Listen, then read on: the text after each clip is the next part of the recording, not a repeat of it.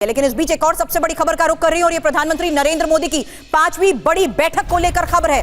5वीं बड़ी बैठक अब खत्म हो गई है। गृह मंत्री, रक्षा मंत्री बैठक में मौजूद थे, विदेश मंत्री भी बैठक में मौजूद थे, जेपी नड्डा, शिवराज भी बैठक में थे मौजूद। तो लगातार हुई मैराथन बैठक के बीच 5वीं बड़ी बैठक जो अब से थोड़ी देर पहले खत्म हुई है, इसके बारे में खबर यह कि गृह मंत्री और रक्षा मंत्री इस बैठक में मौजूद थे, विदेश मंत्री भी बैठक में मौजूद थे, जेपी नड्डा और शिवराज भी बैठक का हिस्सा थे। हालांकि लगातार हो रही मैराथन बैठक के बीच जो खबर आ रही है उसके मुताबिक यह 5वीं बड़ी बैठक थी।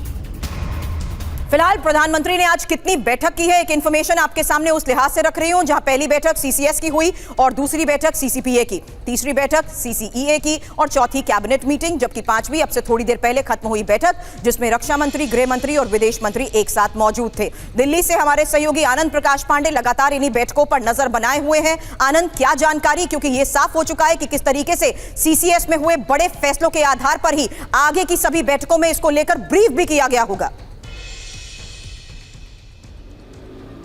जी बिल्कुल, जाहिर तौर पर सीसीएस की जो आज बैठक हुई उसमें जम्मू कश्मीर जो सुरक्षा के हालात और खासतौर से पहलगाम आतंकी हमले के बाद जो सेना की तैयारियां हैं उन तमाम बातों को लेकर चर्चा की गई। सीसीपीए में जो बैठक हुई कि जो आंतरिक और जो राजनीतिक मामले हैं, एक्सटर्नल मामले हैं, उन तमाम बातों को लेकर कैसे आगे कदम उठा रहे हैं, उन तमाम बातों को लेकर चर्चा की।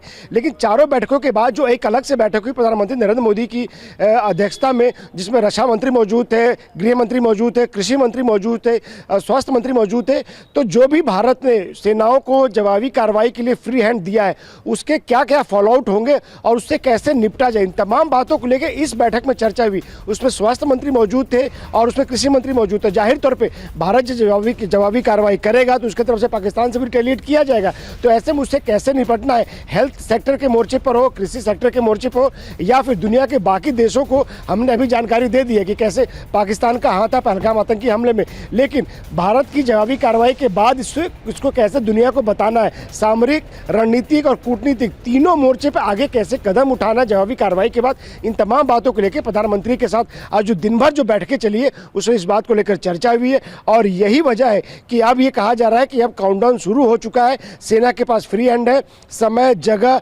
और टारगेट सेना को चुनने का अधिकार दे दिया गया है। अब इस सेना को जब उचित लगेगा कब कार्रवाई करनी है, किधर से करनी है और कहाँ करनी है वो करेगी। लेकिन उसके मायने क्या होंगे, उसका असर क्या होगा और उससे कैसे निपटना है, मायने क्या होंगे, उसका असर क्या होगा, इसे तो पाकिस्तान में बैठकर भी स्पेक्युलेट जरूर किया जा रहा है।